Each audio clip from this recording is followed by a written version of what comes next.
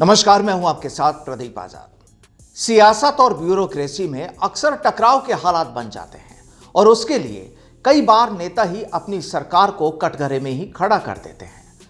दरअसल हर बार सरकार ही अपने तरीके से ब्यूरोक्रेसी में अधिकारियों को कुर्सी थमाती है, लेकिन कई बार हालात ऐसे हो जाते हैं कि कुछ अधिकारियों की लापरवाही कहें, उनकी अपनी सियासत कहें या फिर कुछ और वजह, वो सरकार से भी पंगा लेने में नहीं चूकते और फिर इसी वजह से सियासत में भी अपनों के बीच तकरार के हालात बन जाते हैं।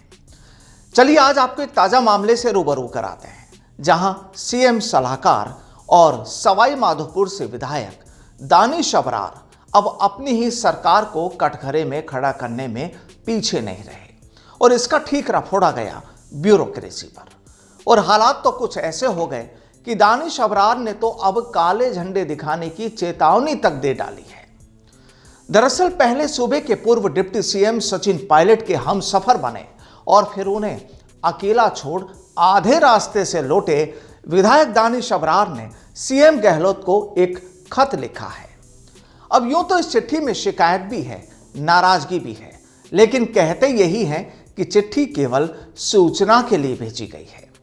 अब चलिए आपको उस मामले के बारे में बता देते हैं जिसकी वजह से दानिश अबरार की ये चिट्ठी अब सियासी हलकों में गर्माहट पैदा कर रही है।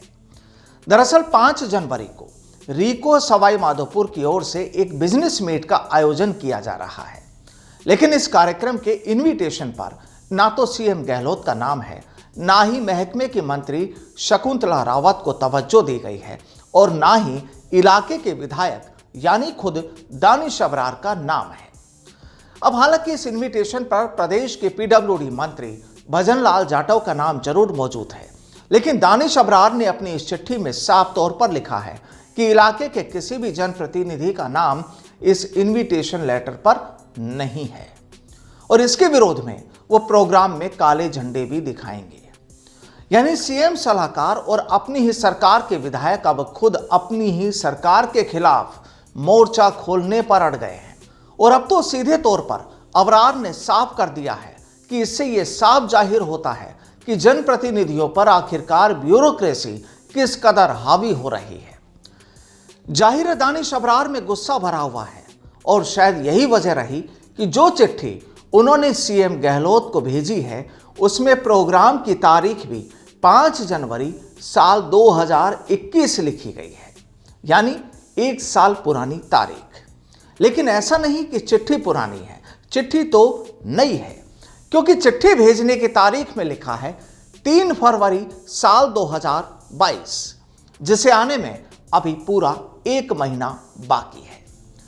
जनाब आखिर गुस्सा भी क्या क्या कराता है, यह भी सोचने वाली बात है। और हां, आपको यह भी बता दें कि दानिश अबरार ने कल प्रदेश प्रभारी अजय माकन साहब से भी मुलाकात की थी। जाहिर है शिकायत तो उन्हें भी दर्ज करवाई गई होगी। बहरहाल कहानी यही कि अब अपने ही अपनों के खिलाफ मोर्चा खोलने में जुट गए हैं। अब वजह केवल ब्यूरोक्रेसी है या फिर कुछ और सियासी पिच पर इसे आसानी से समझा भी जा सकता है। नमस्कार।